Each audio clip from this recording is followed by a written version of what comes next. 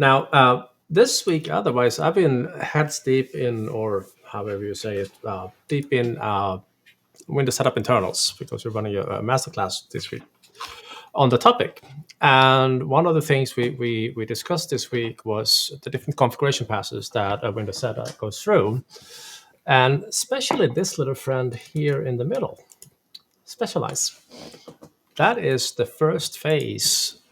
Windows 10 or Windows 11, or any Windows for that matter, starts after you have applied an image and reboots. And a little, I wouldn't say super hidden, but not many people know this. That one can be used to start a script. For example, to enroll the device into autopilot.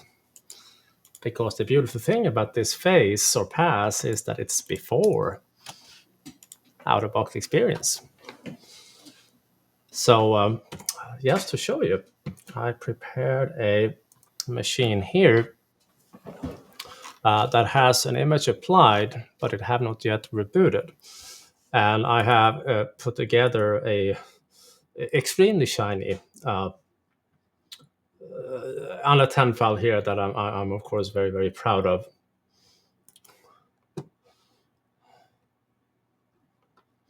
That, come on. What it does, it launches a PowerShell prompt. But obviously, you can imagine if you can launch a PowerShell prompt, you can launch a PowerShell script instead of just launching the prompt. But the thing is, it is here in the specialized pass of Windows. So if I take this virtual machine here, go to a clean snapshot, and I'm just going to mount it on a boot media that I created.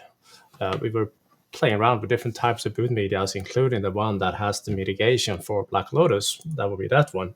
But that was another story.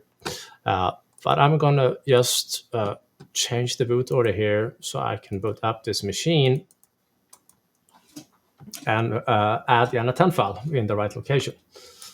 Because the one I had on the VM is not the one I have here to my right.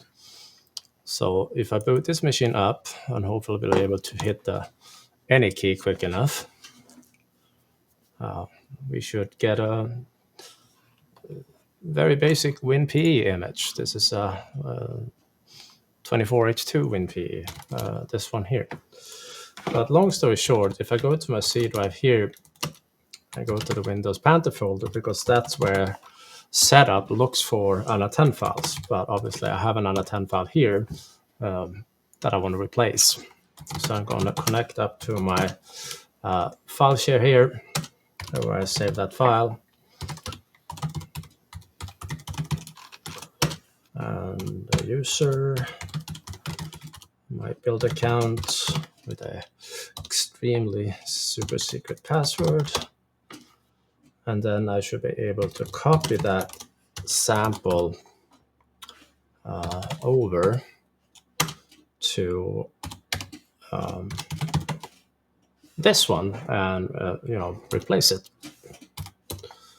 So now I have a slightly different ANA 10 file here, smaller, but it's this one here. So now if I remove that media and exit here, in theory, if I did everything right, it should boot into the specialized pass here momentarily, or just a moment, as they say. It could be a minute, it could be two, but you get the gist of it. But specialized pass kicks in quite quickly after reboot.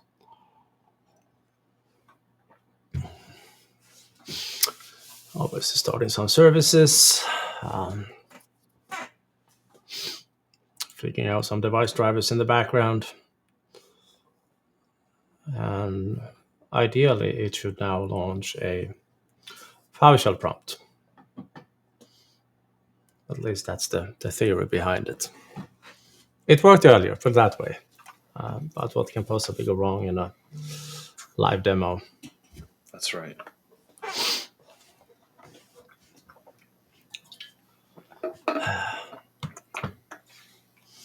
Felt like it was faster the last time, but I don't know. Always takes longer when you look at it. Oh, yeah. Yeah. Never fails. While we're waiting for that one, we also spend time going through a small log file from an upgrade. 549,000 lines. That's not too bad. It is not too bad. But it did show that the documentation kind of lies to you significantly. It tells you there are 4 phases in an upgrade. No, there is not. There's 13 of them. They're listed right here. Whoops, that was the timer. Little break. We'll be right back. Here. So that's what we spent some time on. But all right, back to the VM here and see if we see something useful. Nothing yet.